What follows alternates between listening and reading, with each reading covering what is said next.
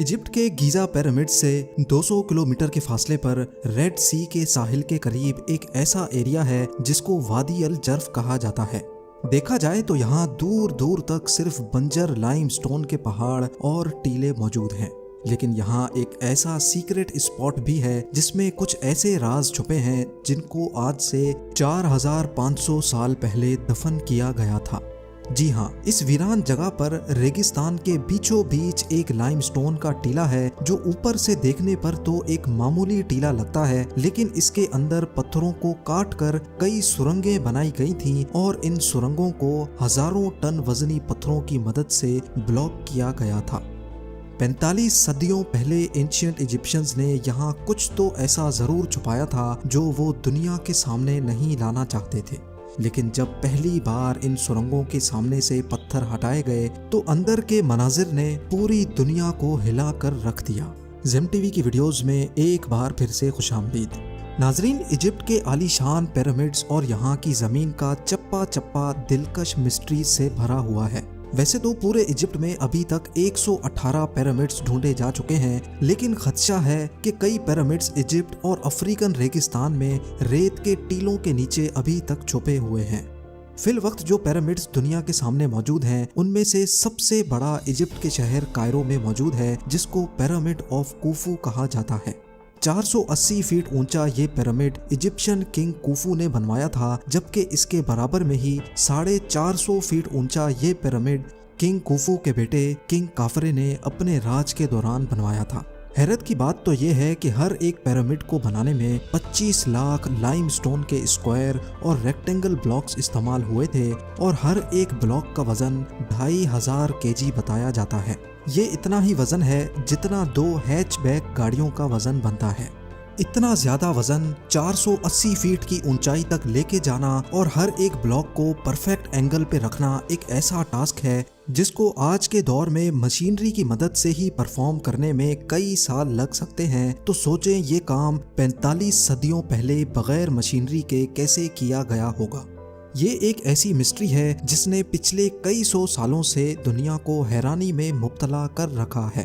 जिस जगह ये पिरामिड्स बने हैं, ये जगह किसी दौर में एंशिएंट इजिप्शियंस का फलता फूलता शहर हुआ करता था, लेकिन फिर अननोन रीजंस की वजह से ये पूरा एरिया कई फीट रेत के अंदर धंस गया।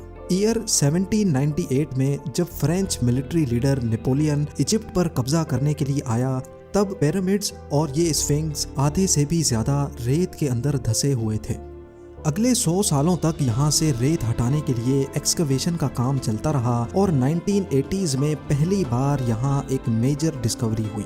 पिरामिड ऑफ काफरे के बराबर से उन वर्कर्स के ढांचे मिले जिन्होंने कुफू के बेटे काफरे का पिरामिड बनाया था। कई स्केलेटन्स का मुआयना करने के बाद मालूम पड़ा कि ये लोग स्लेव्स नहीं थे, क्योंकि इनको अच्छा खाना खिलाया जाता था और इनकी मरहम पट्टी भी की जाती थी। इन वर्कर्स को अपने किंग का पिरामिड बनाने के बदले में एजाज के तौर पे पिरामिड के बराबर में ही दफन किया गया था। बदकिस्मती से किंग कुफू के मरने के बाद ये जगह कई सालों तक लुटेरों के रहमो करम पर थी। इसी वजह से ना ही यहाँ से कोई पपायरस यानी रिटन डॉक्यूमेंट मिला और ना ही कोई ऐसा सबूत मिला जिससे ये पता लगाया जा सके कि ये पिरामिड्स कब और कैसे बनाए गए थे। यहाँ तक के दूसरे इजिप्शियन किंग्स के कई स्टैचूज या उनकी ममी भी मिल चुकी हैं, लेकिन वक्त की तबाही ने किंग कुफू का ना ही कोई साबित स्टैचू छोड़ा और ना ही लुटेरों ने इनकी ममी को। सिर्फ किंग कुफू का एक उंगली की साइज जितना ये स्टैचू मिला था, जिसको कायरो म्यूजियम में रखा गया है। इजिप्शियन किंग कुफू और उनकी लाइफ के बारे में मजीद जानने के लिए जरूरी था कि गीजा से बाहर निकलकर इन्वेस्टिगेशन की जाए। पिरामिड साइट से 200 किलोमीटर के फासले पर रेड सी के साहिल पे आर्कियोलॉजिस्ट को एक पुराना सी पोर्ट मिला, जिस पर शक था कि ये किंग कुफू के दौर में इस्तेमाल किया जाता था। समंदर के पास से मिलने वाला ये टूटा फूटा स्ट्रक्चर इतना बड़ा था कि इसमें आराम से कई सौ लोग रहकर काम कर सकते थे। जब इस एरिया में मजीद सर्चिंग की गई तो यहाँ समंदर के अंदर से बोट एंकर्स भी दरियाफ्त हुए। उस दौर में पत्थरों से बने एंकर्स इस्तेमाल किए जाते थे, जिनमें रस्सियां बांधकर बड़ी बड़ी बोट्स को पार्क किया जाता था। सुराखशुदा स्टोन एंकर्स यहाँ भारी मिकदार में पाए गए, जिससे ये बात साबित होती है कि ये 4500 साल पहले एंशिएंट इजिप्शियंस का सी पोर्ट हुआ करता था। अगर ये पोर्ट था तो जाहिर है इसमें चलने वाली कश्तियाँ या उनके पुर्जे यहीं आसपास ही कहीं रखे जाते होंगे और एक्सपर्ट्स को उन्हीं कश्तियों की तलाश थी। कई सालों की मेहनत के बाद आखिरकार इजिप्टोलॉजिस्ट को पोर्ट से चंद किलोमीटर दूर लाइमस्टोन के एक टीले के अंदर बड़ी महारत से खोदे गए कई टनल्स मिले, जिनकी एंट्रेंस को बड़े बड़े पत्थरों की मदद से ब्लॉक किया गया था। इस बात के काफ़ी चांसेस थे कि यही वो जगह थी जहां एंशिएंट इजिप्शियंस अपनी कश्तियां लुटेरों से छुपाया करते थे, लेकिन आर्कियोलॉजिकल टीम को इस बात का बिल्कुल भी इल्म नहीं था कि यहाँ से उनको कश्तियों से बढ़कर भी कुछ खास एविडेंस मिलने वाला है। जब इन टनल्स की एंट्रेंस के सामने से पत्थर हटाए गए तो अंदर वो मंजर देखने को मिला जो पिछले 4500 सालों से किसी ने भी नहीं देखा था। काफी बड़े और खुशादा स्टोररूम नुमा टनल्स में से कोई साबित बोट तो नहीं मिली, लेकिन बोट्स के कई पुर्जे जरूर मिले। इन पुर्जों के अलावा यहाँ कई पत्थरों पर किंग कुफू का नाम भी लिखा हुआ पाया गया। फ्रेंच इजिप्टोलॉजिस्ट पियर्व टले इस नाम से अच्छी तरह वाकिफ थे, क्योंकि उन्होंने कई हायरोग्लिफिक्स पे ये नाम पहले भी देख रखा था। इस पर जो लिखा था उसका मतलब है हमारा खुदा कुफू हमारी हिफाजत करे। एंशिएंट इजिप्शियंस अपने किंग को खुदा मानते थे और वो जहाँ भी काम करते थे वहाँ अपने खुदा यानी किंग का नाम ज़रूर लिखते थे। पत्थर पे लिखा ये नाम इस बात की निशानी थी कि ये एंशिएंट स्टोर रूम किंग कुफू के दौर में इस्तेमाल होता था। इस सीक्रेट स्टोर रूम पर जब मज़ीद तहकीक की गई तो हैरत अंगेज तौर पे यहाँ से बहुत खस्ता हालत में पपायरस भी मिला, जो एक भारी पत्थर के नीचे दबा हुआ था। पपायरस एक मोटे कागज की तरह होता है जिसको पपायरस के प्लांट से तैयार किया जाता था। उस दौर में सारी कागजी कार्रवाई इन पपायरस पे ही की जाती थी। इजिप्टोलॉजिस्ट और उनकी टीम जो यहाँ आई तो बोट्स तलाश करने थी, लेकिन अब उनको एक बहुत इम्पोर्टेंट डॉक्यूमेंट मिल चुका था। और आपको यहाँ ये बताना भी ज़रूरी है कि पूरी दुनिया से मिलने वाले पपायरस में से ये सबसे पुराना था।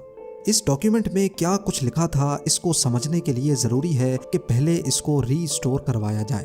पूरे 6 सालों की मेहनत के बाद जब इसको रीस्टोर करवाया गया तो किंग कुफू के दौर की कुछ झलकियाँ नज़र आने लगी। इस पपायरस को लिखने वाला मिरर नामी एक सुपरवाइजर था जो किंग कुफू के लिए काम करता था। ये एक तरह की रिकॉर्ड बुक थी जिसमें सुपरवाइजर अपने 40 वर्कर्स के साथ जो भी काम करता था वो लिख लिया करता था।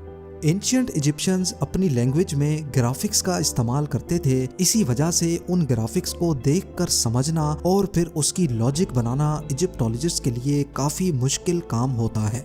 सबसे बड़ा सवाल जो परेशान कर रहा था वो ये था कि सुपरवाइजर अपने 40 वर्कर्स के साथ यहाँ कर क्या रहा था और वो किंग कुफू के लिए क्या काम करता था। कई सालों की मेहनत के बाद पपायरस से ये मालूम पड़ा कि मिरर नामी सुपरवाइजर कॉपर को बोट से अनलोड करके डोंकीज की मदद से उसको नाइल रिवर तक पहुंचाता था, जहां से दोबारा बोट्स पर लाद कर कॉपर को पिरामिड साइट तक पहुंचाया करता था। ये इंफॉर्मेशन जानकर इजिप्टोलॉजिस्ट को सारी कहानी समझ आने लगी। उस दौर में आयरन तो हुआ नहीं करता था, इसी वजह से मिरर और उसकी टीम बोट्स में बैठकर समंदर के उस पार साइनाई पेनिनसुला जाया करते थे।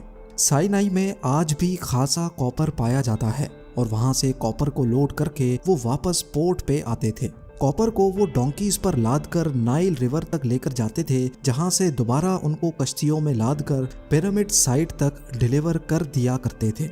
इजिप्टोलॉजिस्ट्स का मानना है कि सिर्फ एक बारी में ही वो इतना ज्यादा कॉपर डिलीवर कर देते होंगे कि अगले 2 सालों तक दोबारा जरूरत नहीं पड़ती होगी, और तभी इन 2 सालों के लिए वो अपनी बोट्स को डिसअसेंबल करके वादी अल जर्फ के इस सीक्रेट स्टोर रूम में रख दिया करते थे।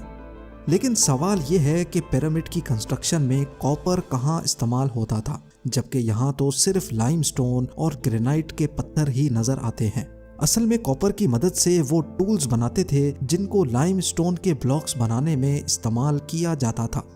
पिरामिड साइट से चंद किलोमीटर के फासले पर मौजूद लाइमस्टोन के बड़े बड़े पहाड़ मौजूद हैं और इस जगह को टूरा कहा जाता है। इजिप्टोलॉजिस्ट को इस जगह से कई सबूत मिल चुके हैं जिससे ये जाहिर होता है कि पिरामिड बनाने के लिए लाइमस्टोन के ब्लॉक्स यहीं से काटे जाते थे।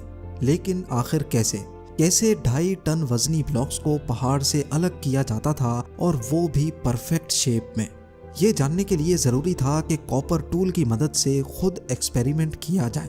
आर्कियोलॉजिस्ट की टीम ने लाइमस्टोन पर पहले एक ब्लॉक की शेप ड्रॉ करके अपना वर्क एरिया डिफाइन किया और फिर कॉपर टूल्स की मदद से उसको काटना शुरू किया। पहले तो लाइमस्टोन को काटने में काफी मुश्किल हो रही थी, लेकिन फिर पानी का इस्तेमाल किया गया। पानी के छिड़काव के बाद ये नोटिस किया गया कि लाइमस्टोन को काटने की स्पीड 5 टाइम्स बढ़ गई है। 5 वर्कर्स को एक ब्लॉक काटने में पूरे 8 दिन लग गए। लेकिन आर्कियोलॉजिस्ट का मानना है कि एंशिएंट इजिप्शियंस क्योंकि काफी एक्सपीरियंस्ड थे, इसी वजह से वो ये काम 4 से 5 दिन में ही कर लेते होंगे। इजिप्टोलॉजिस्ट और आर्कियोलॉजिस्ट को कुफू पिरामिड की कंस्ट्रक्शन की गुत्थियां अब सुलझती दिखाई दे रही थी। सिर्फ एक इम्पोर्टेंट डॉक्यूमेंट हाथ लगने से वो अब ये जान चुके थे कि कॉपर कहाँ से इंपोर्ट किया जाता था।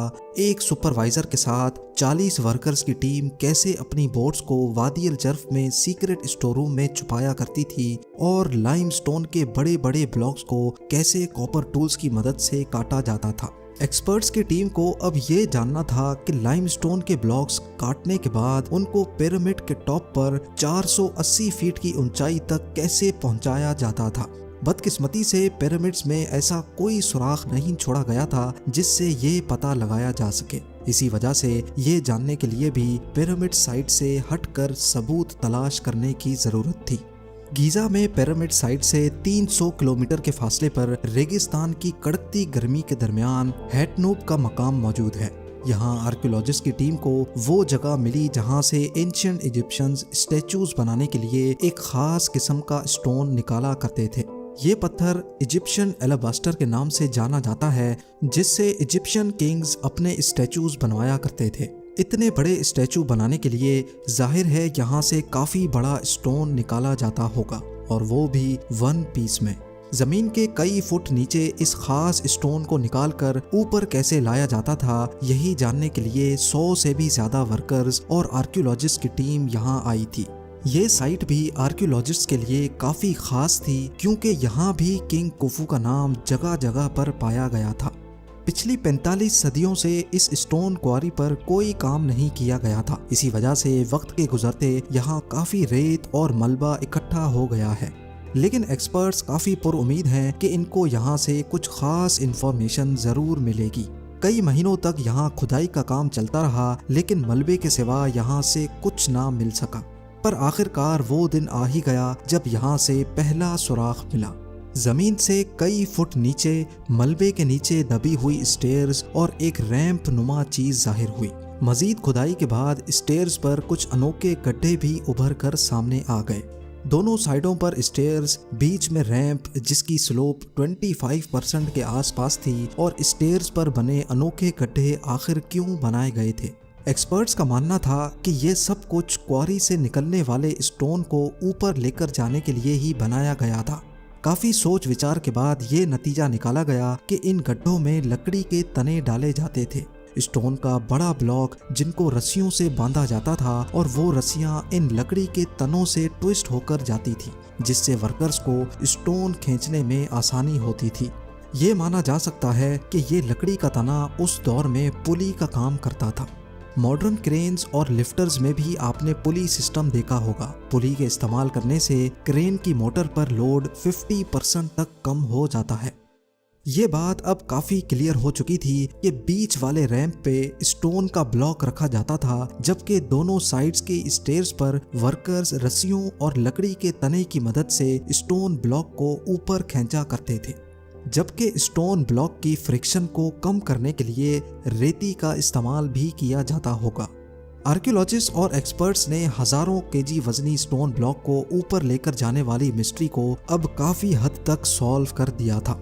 अगर हेटनूब के मकाम पर इस स्टोन क्वारी से इसी मेथड के थ्रू स्टोन ब्लॉक को ऊपर लिफ्ट किया जाता था तो इस बात के काफी ज्यादा चांसेस हैं कि पिरामिड की कंस्ट्रक्शन के दौरान भी इसी किस्म के रैंप्स बनाए जाते होंगे और वहां भी लाइमस्टोन के ब्लॉक्स को ऐसे ही ऊपर खींचा जाता होगा। नाजरीन, द ग्रेट पिरामिड्स को बने 4500 साल गुजर चुके हैं और पिछले 300 सालों से इन्होंने पूरी दुनिया को अलग अलग मिस्ट्रीज में उलझा कर रखा है। बेशक आर्कियोलॉजिस्ट और एक्सपर्ट्स इन पिरामिड्स के बारे में काफी कुछ जान चुके हैं, लेकिन आज भी पिरामिड्स की कंस्ट्रक्शन को दुनिया की सबसे बड़ी मिस्ट्री माना जाता है, जिसको सॉल्व करने के लिए रिसर्च अभी तक चल रही है। उम्मीद है जेम टीवी की ये वीडियो भी आप लोग भरपूर लाइक और शेयर करेंगे। आप लोगों के प्यार भरे कमेंट्स का बेहद शुक्रिया। मिलते हैं अगली शानदार वीडियो में।